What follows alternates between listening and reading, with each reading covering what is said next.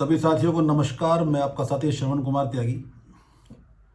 साथियों, हम चर्चा करेंगे आज थोड़ी सी जो उत्तर प्रदेश की विधानसभा में वर्तमान परिस्थितियां उपजी, सत्ता पक्ष और विपक्ष, जहां एक तरफ सदन के नेता और दूसरी तरफ सदन के विपक्ष के नेता प्रतिपक्ष, दोनों के बीच में हमें बहुत कुछ देखने को मिला। थोड़ी सी तलखी दिखी, थोड़ा मजाक दिखा, लेकिन जो चीज़ नहीं दिखने वाली थी हमें वो भी दिखी। और मैंने पहले भी कई बार आप लोगों से कहा है कि जब से भाजपा सत्ता में आई है तब से बहुत सारी ऐसी घटनाएं भारतीय राजनीति में होने लगी हैं जो कहीं ना कहीं व्यक्तिगत ईर्ष्या को उजागर करती ही दिखाई देती हैं। मैंने पहली वीडियो में बतलाया था आपसे कि अटल बिहारी वाजपेयी जी जैसे नेताओं की कमी, नेताजी जैसे नेताओं की कमी बहुत ज़्यादा खलने जा रही है आने वाले समय में, और इसके बहुत बड़े दुष्परिणाम होंगे। जिस तरीके की आक्षेप, जिस तरीके के सवाल अब उठने लगे हैं। सत्ता पक्ष की सबसे बड़ी कमजोरी यह है कि वो रोजगार के ऊपर, विकास के ऊपर, लॉ एंड ऑर्डर के ऊपर, महिला सुरक्षा के ऊपर, अपराध के ऊपर, ऐसी तमाम घटनाएं हैं जिनके ऊपर यदि उनसे सवाल पूछा जाए तो तिलमिला जाते हैं। और पूछा क्यों ना जाए, आपका 6 साल का कार्यकाल लगभग पूरा हो चुका है, और 6 साल के कार्यकाल में यदि अभी भी आप ये कहते हैं कि पूर्व की सरकारों ने हमें ये नहीं करने दिया, या पूर्व की सरकारों में माफिया उत्तर प्रदेश में थे, तो आपको तत्काल अपनी नैतिक जिम्मेदारी लेते हुए इस्तीफा देने की जरूरत है, क्योंकि यह आपका निकम्मापन है यदि 6 साल के कार्यकाल के बाद भी आप ये कहते हैं कि पूर्व की सरकार के कार्यकाल के उपजे माफिया उत्तर प्रदेश में दहशत फैला रहे हैं। सदन में देखा क्या हम लोगों ने? सदन की कार्रवाई के दौरान विपक्ष का काम है सरकार से सवाल पूछना, विपक्ष का काम है जनता के मुद्दों को उठाना, लेकिन सरकार हमेशा की तरह जवाब देने से बचती रही। ऊल जलूल तर्क जिनका कोई लेना नहीं, कोई देना नहीं, न उत्तर प्रदेश की जनता से, न सदन से, न जनवादी मुद्दों से। आप किसी पिता को बीच में ले आएंगे, किसी के व्यक्तिगत जीवन पर टिप्पणी करेंगे, तो आपको भी ऐसी ही चीजों के लिए याद किया जाएगा, न कि विकास के लिए। पिछले 6 साल में उत्तर प्रदेश में बहुत सारी घटनाएं ऐसी घटी जिनके ऊपर आपको आकर के जनता को जवाब देना था। लेकिन जब जब विपक्ष ने जनता के की तरफ से आपसे सवाल पूछा तो आपने अनेकों ऐसी बातें, अनेकों ऐसे जुमले, अनेकों ऐसे आचरण प्रस्तुत किए जो कहीं ना कहीं लोकतंत्र में स्वीकार्य नहीं है। बहुत सारे मंत्रियों के, विधायकों के उल जलूल बयान जो तर्कों से परे हैं, जो मुद्दे से दूर हैं, हमें और आपको देखने को मिले। नेता प्रतिपक्ष गिना गिनाया किस तरीके से एलिवेटेड रोड बनाए गए, किस तरीके से अंडरपास बनाए गए, किस तरीके से मेट्रो सेवा शुरू कराई गई, किस तरीके से दिल्ली से नोएडा को जोड़ा गया, दिल्ली से गाजियाबाद को जोड़ा गया, मेट्रो को दिल्ली से नोएडा पहुंचाया गया, नोएडा से ग्रेटर नोएडा पहुंचाया गया, गाजियाबाद में लाया गया। ऐसे तमाम बहुत सारे काम जहां विपक्ष गिनाता रहा, वहीं सत्ता पक्ष की तरफ से उल जलूल बयान केवल हमें देखने को मिले। और यदि बात की जाए लॉ एंड ऑर्डर की, यदि उनसे कहा जाए कि आपकी सरकार में ये हत्याएं क्यों होती हैं, तो उनका सीधा जवाब ये होता है कि पूर्व की सरकार के पोषित माफिया हैं। यदि आपकी सरकार में महिलाओं का उत्पीड़न हो जाए, बलात्कार हो जाए, तो भी आपका यही जवाब रहता है। तो कोई भी बुद्धिजीवी व्यक्ति यह समझ सकता है कि इसका मतलब है कि जो जिम्मेदारी लेने से भागते हों वो सरकार जनता के मुद्दों पे, सवालों पे खरी नहीं उतरी। हमने आपकी बात को मान लिया कि पूर्व की सरकार में कुछ कमियां रही, इसी वजह से शायद आपको जनता ने मौका दिया। एक नहीं, 2 बार दिया। लेकिन 2 बार मौका मिलने के बाद भी यदि आप ये कहें कि जो माफिया उत्तर प्रदेश में निर्मम हत्याएं कर रहे हैं, जो बेटियों के बलात्कार हो रहे हैं, उन तमाम साजिशों के पीछे पूर्व की सरकारें हैं, तो आपको एक दिन के लिए भी सरकार चलाने का अधिकार नहीं है। 5 साल समाजवादी पार्टी की सरकार रही, उससे पहले 5 साल बहुजन समाज पार्टी की सरकार रही, उससे पहले समाजवादी पार्टी की सरकार रही, भाजपा की सरकारें भी रही, कांग्रेस की सरकारें भी रही, बहन जी की सरकारें भी रही। मौका सभी को उत्तर प्रदेश में बराबर बराबर मिला, लेकिन आपको दोहरा मौका मिला है इस बार, और उसका भी आप 1 साल का कार्यकाल एक्स्ट्रा पूर्ण कर चुके हैं। उसके बावजूद आपका ये जवाब, ये अपने आप में सोचने योग्य है। और थोड़ी सी भाषा की मर्यादा हमारे नेताओं को रखनी पड़ेगी, चाहे लखनऊ की राजनीति हो, दिल्ली की राजनीति हो।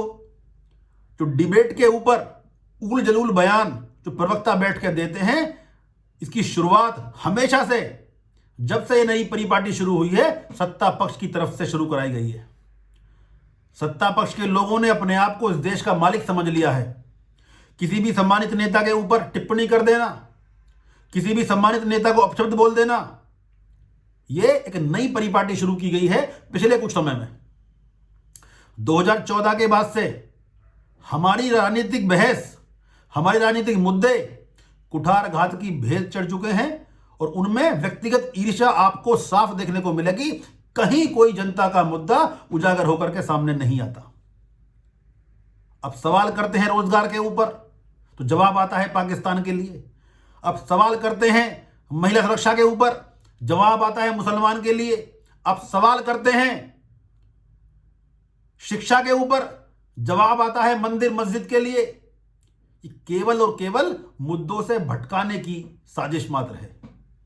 तो आपको समझना पड़ेगा। यदि आप ये नहीं समझे तो आज शायद आप खुश हों, शायद आपके दिमाग में एक अलग तरह का कितनी स्क्रू टाइट कर दिया गया हो कि आपको धर्म जाति से अलग हट करके अपना कोई भविष्य नजर नहीं आ रहा। धर्म हमारी आस्था का विषय है, धर्म हमारी संस्कृति का विषय है, लेकिन हमारी जीविका, हमारा भविष्य, हमारी आर्थिक स्थिति, हमारे परिवार का पालन पोषण, हमारी शिक्षा नीति, ये सरकारों की जिम्मेदारी है। उस सरकारें किसी भी विचारधारा की पोषित क्यों ना हो, कम से कम हम और आप यदि इन चीजों को समझ लें, तो मैं दावे से कहता हूं कोई भी सरकार, कोई भी चुनी हुई सरकार जनता के मुद्दों को अलग थलग करने का काम नहीं करेगी, जो आज के समय में किया जा रहा है। सदन की कार्रवाई में हमने और आपने देखा किस तरीके से सारे जरूरी मुद्दों को गैर जरूरी बना करके साइडलाइन कर दिया गया, और वहां बहस चलती रही अलग ही मुद्दों के ऊपर। जबकि आज उत्तर प्रदेश की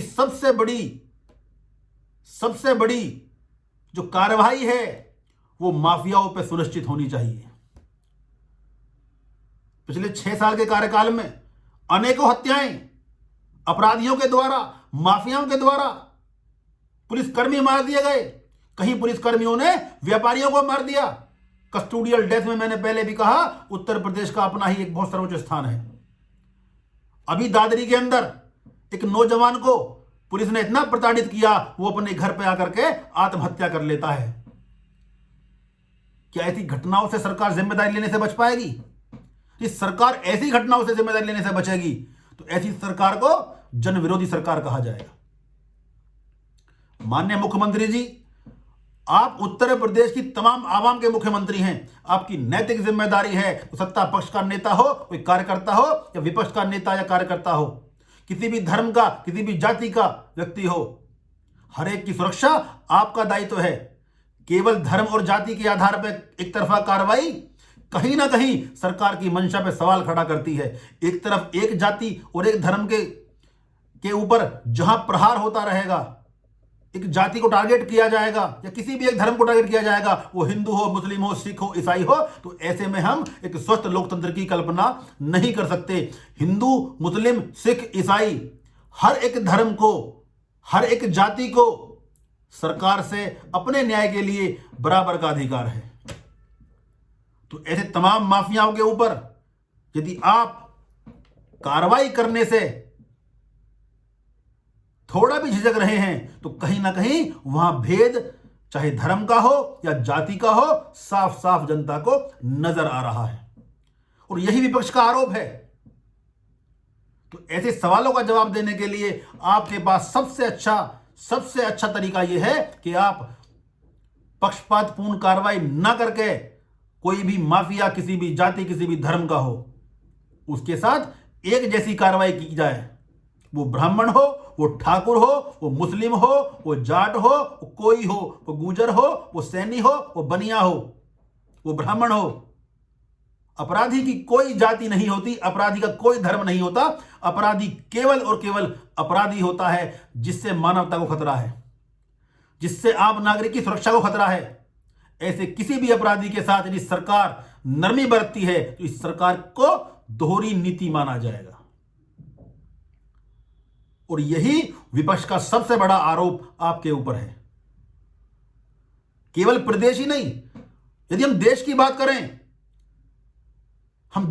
करें, तो वहां भी एक तरफ ईडी आम आदमी पार्टी के नेताओं के ऊपर शिकंजा कसती है, सीबीआई कांग्रेस के नेता के ऊपर शिकंजा कसती है कि सारे गमन करने वाले नेता, क्या सारे बड़े मनी लॉन्ड्रिंग के केसेस वाले नेता, क्या सारे सीबीआई के छापे, या सारे ईडी के छापे केवल और केवल विपक्ष के नेताओं के घर पे हैं?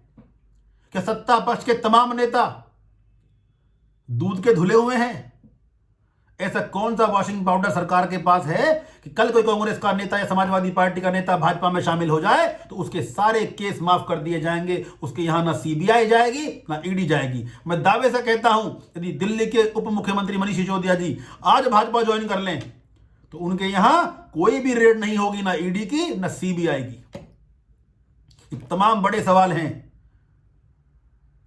छात्र आपके खिलाफ कोई मांग उठा दें तो उन्हें आप खालिस्तानी बोल देते हैं, किसानों को आप आतंकवादी बोल देते हैं, नक्सली बोल देते हैं, पाकिस्तानी बोल देते हैं। इस देश की जनता अपनी मांग के लिए आपके सामने आवाज उठाती है तो ये जनता का लोकतांत्रिक अधिकार है। इस अधिकार का आपको सम्मान करने की जरूरत है। लेकिन आपने एक तरफ सरकार के दम में हर एक उठने वाली आवाज को कुचलने का जो बीड़ा उठा रखा है, इस तरह से लोकतंत्र की स्थापना नहीं हो सकती। और ये देश का युवा आने वाले समय में कहीं ना कहीं इस चीज को समझेगा, और जब वो समझेगा तो इससे आपकी सरकार और आपके दल को बहुत बड़ी हानि का सामना करना पड़ेगा। क्योंकि लोकतंत्र में सरकारें कभी स्थायी नहीं रही, न कोई दल हमेशा के लिए सत्ता में रहा है। सरकारें आती हैं, चली जाती हैं, जनता जनार्दन है और जनता हमेशा लोकतंत्र में सर्वोच्च स्थान रखती है। और कोई भी राजनीतिक दल या कोई भी राजनीतिक नेता या व्यक्ति, कोई भी सरकार जनता के अधिकारों का दमन करने के बाद बहुत लंबे समय तक सत्ता पर काबिज नहीं रह सकती। यह हमारा इतिहास भी रहा है, यह वर्तमान भी है, और मैं दावे से कहता हूं भविष्य भी हमको यही दिखलाने जा रहा है। जय हिंद, जय भारत।